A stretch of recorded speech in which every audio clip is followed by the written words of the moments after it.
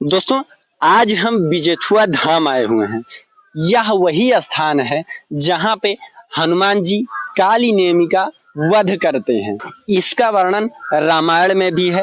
यह काफी प्राचीन स्थल है। ऐसा माना जाता है कि हनुमान जी काली नेमी का वध कर इसी कुंड में स्नान करते हैं। सामने आप देख सकते हैं हनुमान जी का मंदिर बना हुआ है। हनुमान जी की मूर्ति वहीं पर स्थापित है। हम आपको ले चलते हैं, वहां पर दिखाने का प्रयास करते हैं। दोस्तों जैसा कि आप देख सकते हैं, यह बिजेथुआ धाम मंदिर का मुख्य द्वार है। हम आपको अंदर ले चल के दिखाते हैं। हनुमान जी की प्रतिमा यहीं पर है। दोस्तों, यह बहुत ही प्राचीन मंदिर है। आप देख सकते हैं, यह हनुमान जी की वही मूर्ति है जो कि बहुत ही प्राचीन है। यहाँ लोगों की मान्यताएं पूरी होती हैं। यहीं काली नेमी का वध हनुमान जी ने किया था। दोस्तों, यह उत्तर प्रदेश के सुल्तानपुर जिले में पड़ता है। इस मंदिर को बिजेथुआ धाम के नाम से जाना जाता है।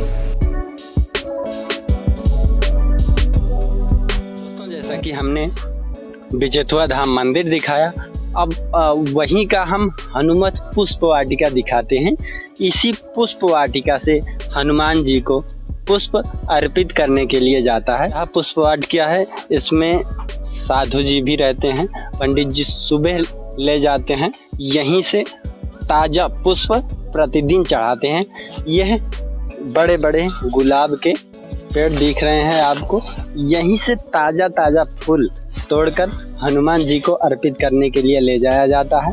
दूसरी तरफ भी हम दिखाएंगे, वहां पर भी गुलाब के कई सारे पौधे लगाए गए हैं। सकते हैं इसके पुष्प वाटिका के दूसरी तरफ भी गुलाब के आपको पौधे दिख रहे हैं। यहाँ से ताजे ताजे पुष्प प्रतिदिन हर सुबह हनुमान जी को अर्पण किया जाता है। पुष्प वाटिका में पहले जो संत रहा करते थे वो उनका समाधि स्थल है। अभी इस समय जो साधु जी हैं उनसे हम जो है जानने का प्रयास करेंगे। इस त्यागी महाराज जी से हम पुष्प वाटिका के बारे में भी जानने का प्रयास करेंगे। यहाँ बहुत प्राचीन हनुमान जी का काल नेम को यहीं पर दबाए थे हनुमान जी। अच्छा। और पुष्प वाटिका जो है यहीं से फूल जाता है हनुमान जी को प्रतिदिन चढ़ाने के लिए। और महात्मा थे चले गए, अभी तत्काल में हम ही हैं। आप देख सकते हैं पुष्प वाटिका में पीछे गुलाब के आपको पौधे पेड़ पौधे दिख ही रहे होंगे। इसके साथ ही आप देख रहे हैं अरिद्वंद। अगर आप चैनल में नए हैं तो चैनल को सब्सक्राइब करना मत भूलिएगा। जय हिंद दोस्तों।